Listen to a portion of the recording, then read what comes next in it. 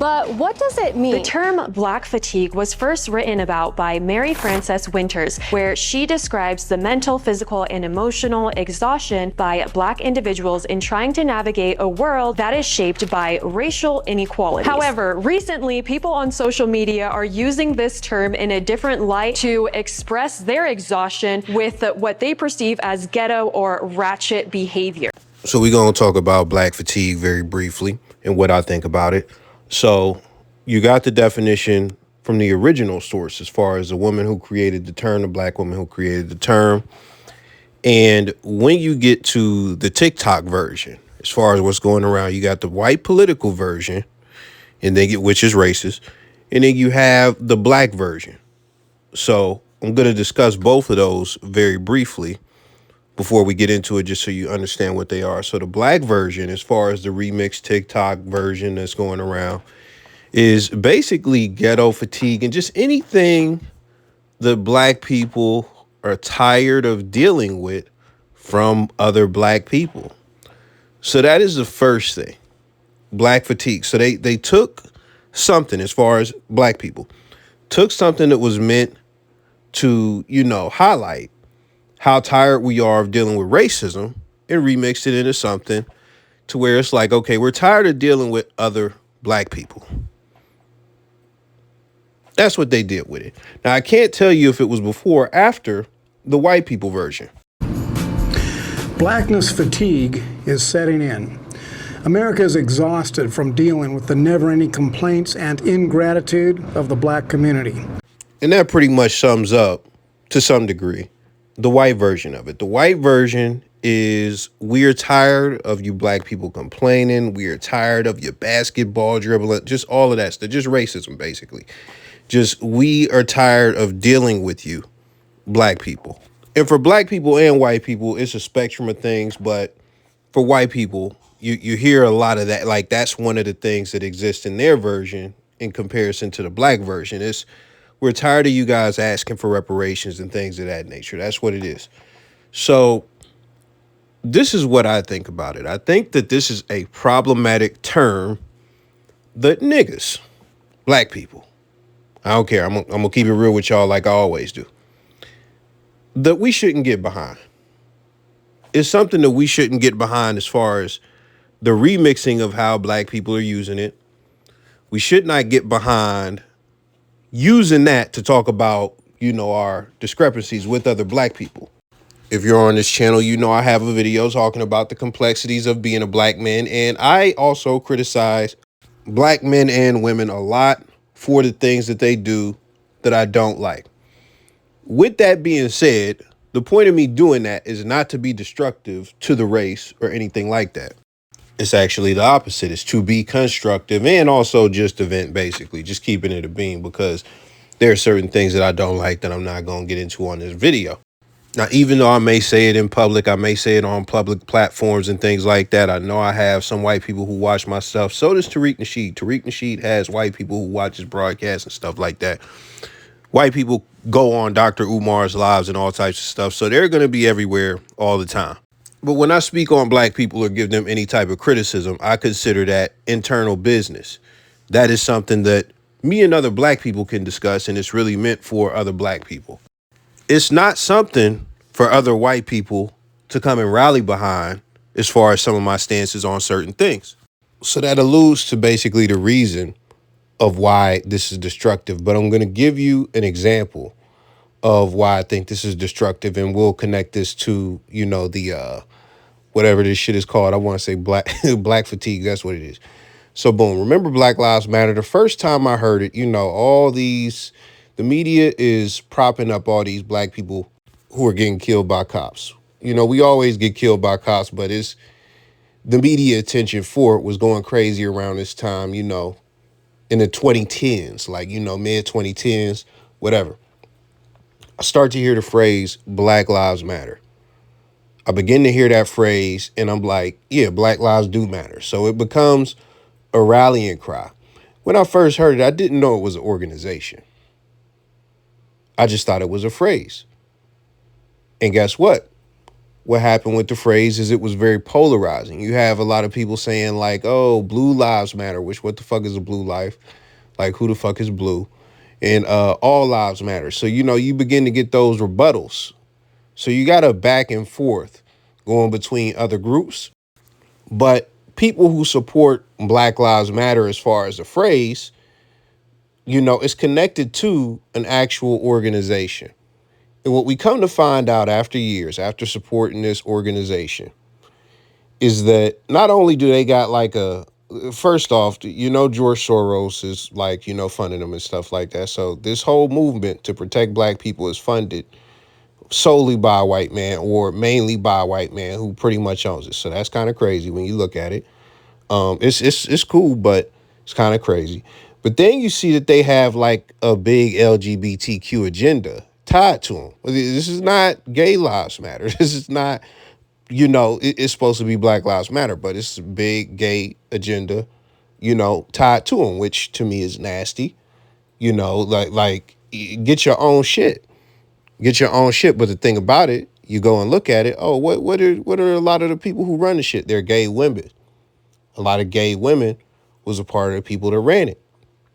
But all of that is just, it just is what it is. That's like, it's okay. You could question that. When you find out that they spending the money on $9 million mansions and moving their family in and all types of weird shit and trying to explain it, and it's just not looking good, that's when you begin to see that it's a scam.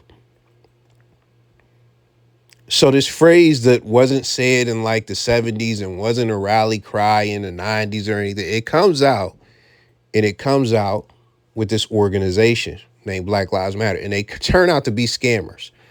So if you just supported the phrase, now the phrase is tainted forever by the scamming that the organization with the same name did.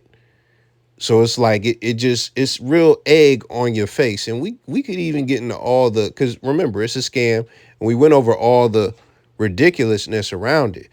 They would have, protests, and little funny shit would happen if they protest, like, like fucking destruction and shit. Like, so it's like, okay, is this a white supremacist group like planning to putting some plants in a Black Lives Matter, protest, and those people are destroying stuff? Or is it Black Lives Matter planting their own people to destroy stuff?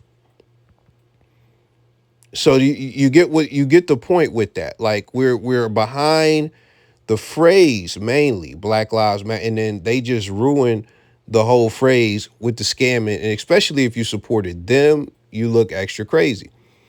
So when we talk about black fatigue is not connected to an organization. Black fatigue is more like the term woke in a sense where it's white people hijacking the name, right? They're hijacking the phrase, and they're going to do what they're going to do with it. We cannot stop that. But what's necessary is that we understand the origin and what it actually originally meant and stick to that. No, black fatigue is y'all fucking with us. Black fatigue is us being tired of y'all fucking with us. Black fatigue is us being tired of white women fucking sicking people on black men, saying that they were assaulted or anything like that, calling the cops, whatever the case may be, and nothing that they said happened. They're absolutely lying. Stuff like that is black fatigue. It's about the racial injustice or the racial disparities, just all of that shit. As far as what white people are doing to us, that's what it should stay. That's what it should remain. Because when you have all these black people rallying behind it, saying, you know what, I am tired of black people. It's one thing for black people to, like me, to say independently, I am tired of certain things that black people do. It's bad when you put it under an umbrella that is two words. It's bad when you put it under an umbrella that's two words. And what's even worse is when those two words are something that white supremacists actually use, right, in an anti-black way. So it gives fuel to them.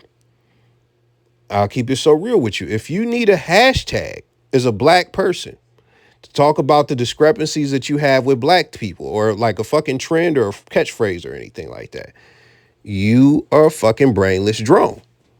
You should be able to speak about that without connecting it to the shit. And even then, it depends on exactly what you're saying, because some of this shit could be coon shit. Some of it could be questionable, but some of it could be you holding people accountable, whatever the case may be. It depends on what exactly you were saying. But for the reasons that I mentioned, I feel like black people should not embolden that word or that phrase in that direction as far as some anti-black shit. It should remain as some anti-racism shit, and we should push it in that direction because that is the intention that was meant for it. And if you want to talk about your discrepancies with black people, don't connect it to black fatigue, because that's not what the fuck it is. You seen that Billy Bob Thornton looking motherfucker at the top of the video that I put the clip of? We're tired of black people because, you know, I'm a cattle rancher. You seen that motherfucker, right? He did that video 3 years ago before this fucking trend even started on TikTok. But guess what? The book coined a phrase before he even did that video. So they've been trying to hijack it for a minute, and they finally got to a point where the hijacking is getting a lot of traction. So this is the thing, man. I'm going to say it one more time. If you want to hold black people accountable or criticize black people as a black person, do it, but not under that shit. Not under the fucking, catchphrase of that. And do it amongst your people or on your platforms to your people. When it comes to white people, they're going to, like as far as racists, they are going to take that and run with it. They are going to take the ball and they are going to try and run with it. And when people get in spaces with these people, they need to be corrected if they're using that shit around you like black fatigue, and you tell them exactly what black fatigue is. And when it comes to 360 degrees of this shit, this is me keeping it so real, and I don't care how motherfuckers feel. White people in general, I don't care if you're racist or not, you're really not in a position to hold black people accountable for anything when we not only have we not gotten reparations, but even to this day, y'all are trying to push history. Maybe not you personally, but there's an agenda, a political agenda by white people to stop teaching black history in the schools. Well, tonight, Florida's Board of Education is under scrutiny for new standards for teaching African-American history. Vice President Kamala Harris made a last-minute trip to Florida today where she called the new guidelines insulting. CBS's Manuel Bajorquez reports on the growing controversy. There were some boos from the audience when Florida's Board of Education approved new guidelines this week for teaching black history in public schools. One for middle school students says instruction includes how slaves developed skills, which in some instances could be applied for their personal benefit. Vice President Kamala Harris made a last-minute trip to Jacksonville today, specifically to call out the changes. They want to replace history with lies. They insult us in an attempt to gaslight us, and we will not have it. But Florida's Education Commissioner has defended the guidelines. What we should be striving to do is provide our students with all of this information and let them formulate their own opinions. That is what true learning is. That is just another layer of oppression. And it's funny because white people will say, oh, man, they haven't been oppressed. They're not oppressed. There are white institutions, government, trying to do things like this now. So have you, as a white individual trying to hold black people accountable, have you held white people currently accountable for what they're doing? Have you held white people accountable for what they have done in the past? Are you even holding yourself accountable for how you benefit from that? Until you do that, you can't talk about fucking Taquisha at the fucking Spirit Airlines being a cunt. Like, if you want to talk about that independently just because of how she was acting or whatever the case may be, do that. But when you connect it to blackness, oh, we got a whole different conversation. We got a whole different conversation, because if you want to play ball like that, Anything you can point out the black people are doing, I could show you something 50,000 times worse that a white person has done or that white people have did. And this is the thing. A lot of people have discrepancies with some of the stuff being from the past. There are a lot of, like I already mentioned one, there are a lot of current things that white people do. I always mention the Wells Fargo redlining because that's some historic shit, but they were doing that in the 2020s. We thought it was over. We thought they was done oppressing us in that way, but no, they're still oppressing us. So it's not a contest, but if you want to make it one, you're going to win for the most destructive demographic on the planet every time. With that being said, that's all I got for today. Let me know your thoughts. I am gone.